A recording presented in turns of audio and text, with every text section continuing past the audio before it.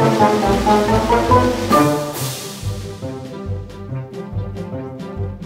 mentoring session po namin ni Coach Pablo, ang naramdaman ko po ay 3, 2, 1. Nung mentoring po namin ni Coach Pablo ay nararamdaman ko ay masaya.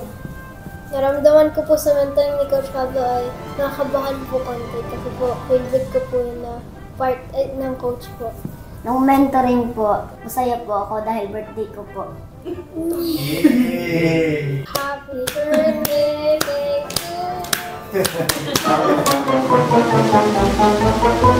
you.